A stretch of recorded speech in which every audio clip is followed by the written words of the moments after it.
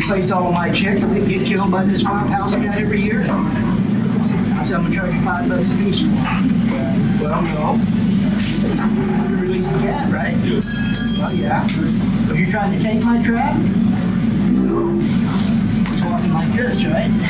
I said, you're a liar, boy. His dad was with him, and I just called him a liar right to his face. I said, that wasn't gonna cut it. I said, number two, I said, if you find a house cat in my trap and it's yours, you can have it, but you take it with you. You don't release it back out of my property.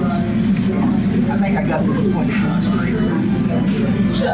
There are so many wild house cats in Nebraska right now that our population of quail and pheasants, it's down because of habitat, that's for sure. You see what these house cats do, we got a problem. I live out in the country, and people just come out and just dump them out at the droves. I got Chesapeake Bay Retrievers, they take care of this stuff. Okay, we're going to start off with bobcats. One of the things that I like to go over is when you're out trapping, get you a good set of knee pads. Those two things that keep you from getting rocks in your knees, keep your pants from getting dirty, so when you walk into cases to get a cup of coffee, you got mud all over your pants and you look like a trapper. You don't have to look like one to be one. Need dry dirt in the wintertime when it freezes. If you don't use wax dirt and some of the other additives that folks have. If you got any hillsides that come down at an angle or sharp cuts in hillsides that have badger holes or coon holes in them, take your old broken tile spade and your bucket, and you can go out there and take all the dirt out of it you want as far as you can reach in, and it's just bone dry. That's right through the middle of winter. You don't have to look too hard for it. You might want to get a good set of tools to take the J-hooks apart off your traps.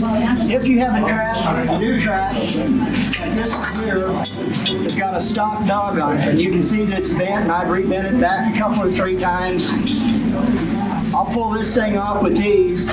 I'll put a new top dog in there, which is a lot thicker dog, and those top dogs, I haven't had a coyote bend one of them yet. They're worth the 75 cents or $1, whatever they are a piece. They're really good. Several of the bigger suppliers, MTP, all of them carry them. Bob Kuster makes them back east. That makes a quality product. These are setters for your heavier traps like the bridgers. We can all set a bridger if we got a good flat surface. Sometimes when we're out on the line, we don't. You can take these things, and even your kids can set them, or your wife, or you can set them if you got a bad wrist day.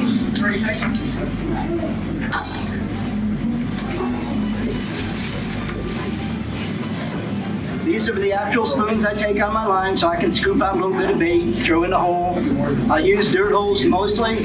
For cats, I use anything from a 1-inch hole to, where's that thing at? Here's a thing a friend of mine made for me out of an old ice auger. That puts in a 3-inch hole pretty quick in just about anything.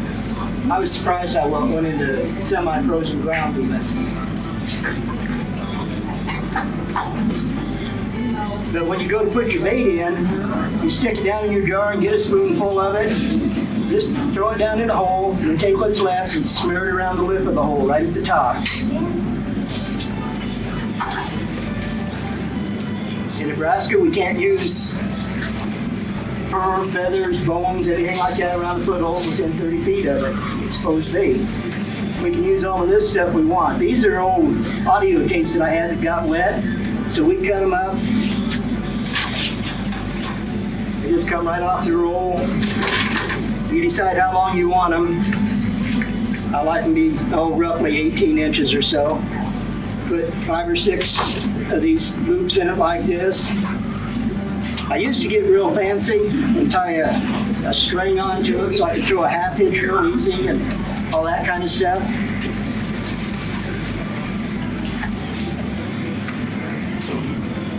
Knife ain't too sharp. I was cutting something with it the other day I shouldn't have been.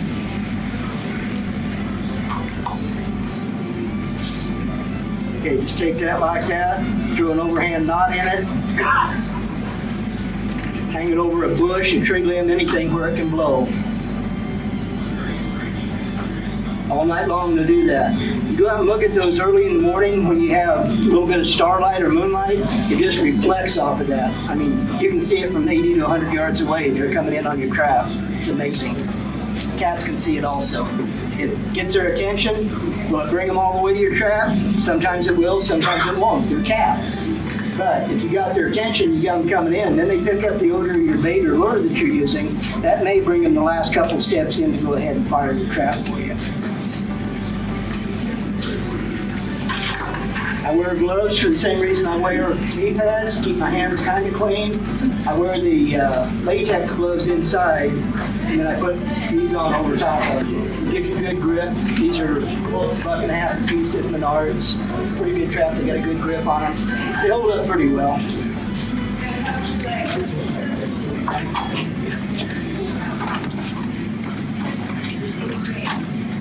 Something to carry off and carry in. I started using this Wiser bag a few years ago. I really like it a lot. I asked Andy, I said, will these bags hold up to the average trapper that's out working at the track, flying for coyotes and bobcat? He said, Tom, I filled it up with rocks out in Montana. I hooked it up behind my four-wheeler. I drug it all day long on my